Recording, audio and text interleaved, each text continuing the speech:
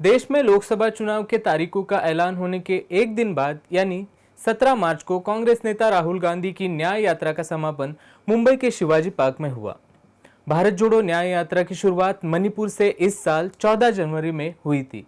15 राज्यों से गुजरते हुए यह यात्रा महाराष्ट्र में आकर समाप्त हुई। भारत जोड़ो यात्रा का ये दूसरा पड़ाव रहा। इससे पहले कांग्रेस नेता राहुल गांधी ने सितंबर 2022 से लेकर जनवरी 2023 तक कन्याकुमारी से जम्मू कश्मीर तक भारत जोड़ो यात्रा की थी। नमस्कार, मेरा नाम है अतुल और आप देख रहे हैं द वायर।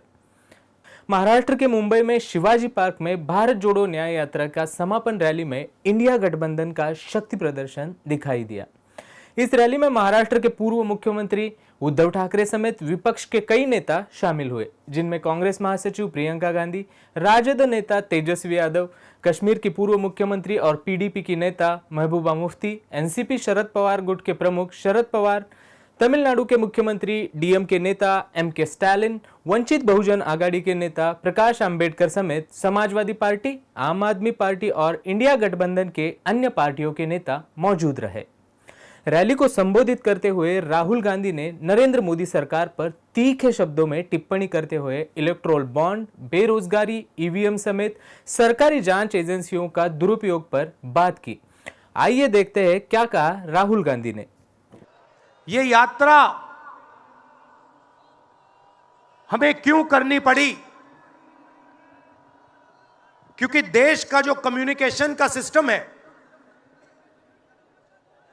चाहे वो मीडिया हो, सोशल मीडिया हो,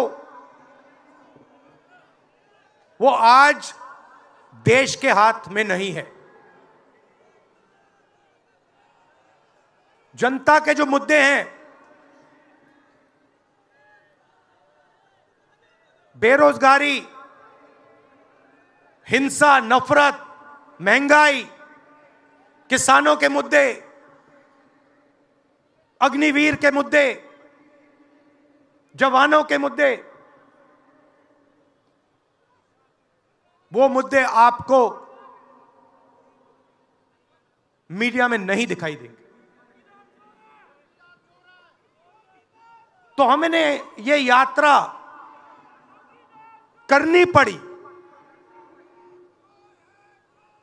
क्योंकि और कोई चारा नहीं था। देश के ध्यान को पकड़ने के लिए विपक्ष को 4000 किलोमीटर, और सिर्फ राहुल गांधी नहीं चला, यह गलतफहमी में मत रहिए कि ये राहुल गांधी चला है। सब पार्टियों के, सब विपक्ष के पार्टियों के लोग चले, सब नेता आए, हिंदुस्तान का पूरा विपक्ष इन यात्राओं में शामिल हुआ। राजा की आत्मा ईवीएम में है। सही है, सही है। राजा की आत्मा ईवीएम में है।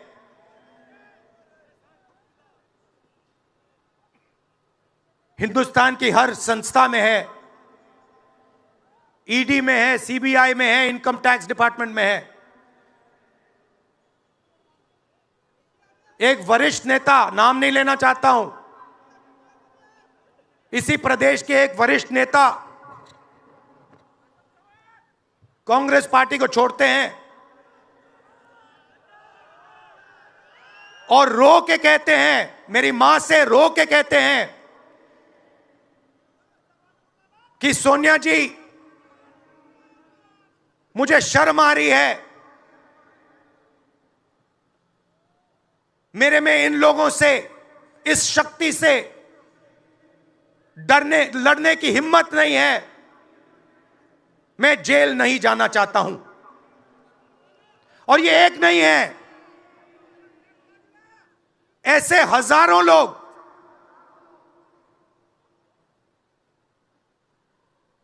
डराए गए हैं।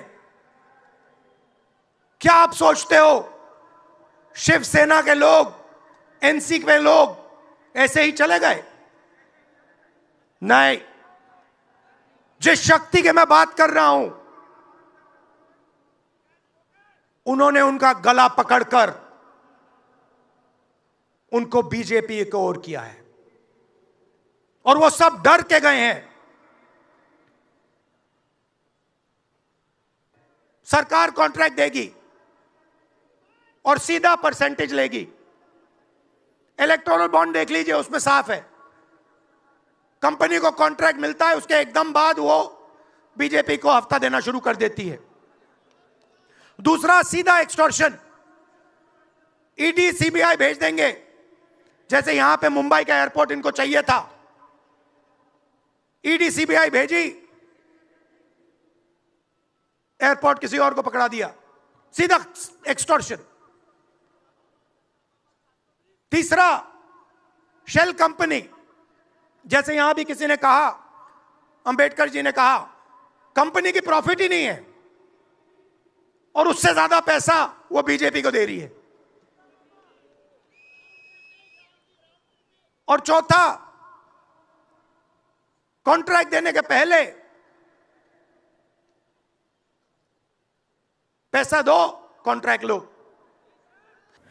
राजद नेता तेजस्वी यादव ने सरकार पर प्रहार करते हुए कहा कि ईडी और सीबीआई का इस्तेमाल करके विपक्षी दलों को तोड़ा जा रहा है, साथ ही सरकार एक गिराई जा रही है। तेजस्वी के साथ इंडिया गठबंधन के और नेताओं ने रैली को संबोधित किया। आइए संक्षिप्त में देखते हैं क्या कहा इंडिया गठबंधन के नेताओं ने। इस दौर में जहां पूरी ताकतें लगाई गई हों, डराया जा रहा हो, लोगों को लालच दिया जा रहा हो, लेकिन हम सब लोग मिलकर के इस देश के संविधान और लोकतंत्र, भाईचारा और जो इस देश की खूबसूरती, डाइवर्सिटी है, उसको बचाने के लिए एकजुट हुए हैं। कोई मोदी जी को हराने के लिए नहीं, उस सोच को हराने के लिए जो देश को बांटना चाहती है, उसके लिए हम लोग एक हुए हैं। हमारी लड़ाई व्यक्तिगत मोदी जी से, अमित शाह जी से नहीं है। हम लोग तो हमेशा से उन विचारधारा के लोगों से लड़ाई लड़ने का काम किए हैं जिन्होंने हमेशा से, जिनका आजादी में कोई योगदान ना रहा हो, जो तिरंगा ना फहराए हो अपने दफ्तर पे, और आज कहते हैं वो देश के सबसे बड़े देशभक्त हैं। अरे, मेरा मानना है कि देश में सबसे बड़ा अगर अपना दुश्मन है तो बेरोजगारी है, महंगाई है, आज गरीबी है, वो सबसे बड़ा दुश्मन है। आज जब हम लोग सवाल पूछते हैं, राहुल जी सवाल पूछते हैं, क्या हुआ 2 करोड़ रोजगार का, क्या हुआ 15-15 लाख का, तब ये गोदी मीडिया और भाजपा के कुछ लोग एनर्जी ड्रिंक पी करके हम लोगों को गाली देने का काम करते हैं। हम रउआ लोग इनके भी कहते नहीं, बच के रहिए भाजपा के लोग से। ये लोग गोबर को भी हलवा दे करके परोस देता है, इतना झूठ बोलते हैं। हम तो पहले भी कई बार कहे, मोदी जी प्रधानमंत्री है, ठीक है, लेकिन साथ ही साथ वो झूठ बोलने के फैक्ट्री भी है।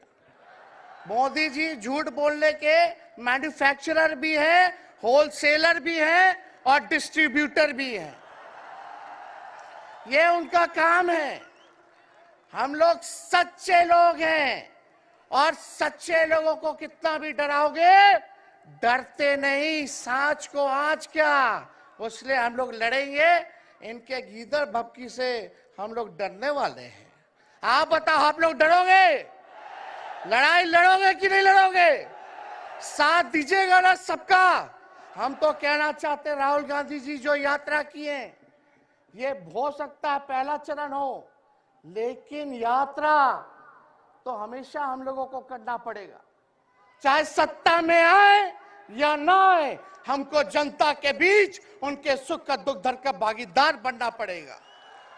आपने 2014 में मोदी जी को चुना, जिन्होंने कहा सबका साथ, सबका विकास, सबका विश्वास, जिन्होंने कहा मैं हर साल 2 करोड़ नौकरी नौकरियों दूंगा, जिन्होंने कहा 15 लाख रुपए जमा करूंगा तुम्हारे खाते में, जिन्होंने कहा कांग्रेस 450 रुपए में गैस सिलेंडर देती है, मैं 400 में दूंगा, जिन्होंने कहा औरतों के साथ ज्यादती हो रही है, मैं उनकी रक्षा करूंगा, और आपने वोट दे दिए। मगर 2019 में उन्होंने कुछ भी ऐसा काम नहीं किया और पुलवामा के शहीदों के नाम वोट मांगे, उन शहीदों के नाम जिनके लिए सतपाल मलिक साहब कहते हैं कि उनको उनकी लापरवाही की वजह से शहीद होना पड़ा। आपने फिर वोट दिए, और आज 10 साल के बाद मोदी जी न 10 करोड़ नौकरियां, न 15 लाख जमा, न औरतों की सुरक्षा, न किसानों की डबल आयु, न एमएसपी, कुछ भी नहीं। मगर आप कहते हैं 400 पार। ये 400 पार क्यों करना चाहते हैं?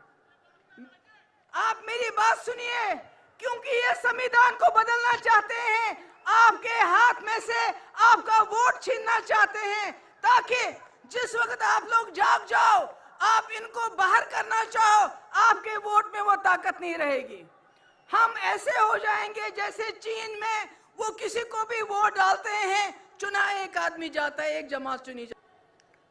जिस षड्यंत्र से आज मेरे पति को जेल में डालने का प्रयास किया गया, आने वाले समय में बहुत सारे और भी लोग होने वाले हैं, उनका नाम जुड़ने वाला है।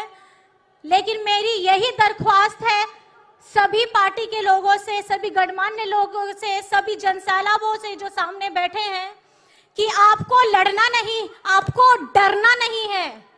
क्योंकि आज झारखंड में एक लाइन बहुत मशहूर हो रही है, झारखंड झुकेगा नहीं।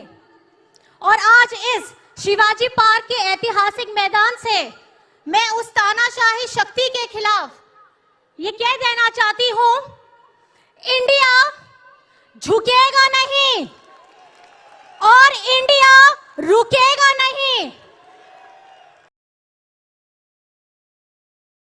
द वायर के और वीडियोस देखने के लिए सब्सक्राइब करें और बेल आइकन पर क्लिक करें। स्वतंत्र पत्रकारिता की आर्थिक मदद करने के लिए डिस्क्रिप्शन में दिए गए लिंक पर जाएं और अपनी राशि चुनें।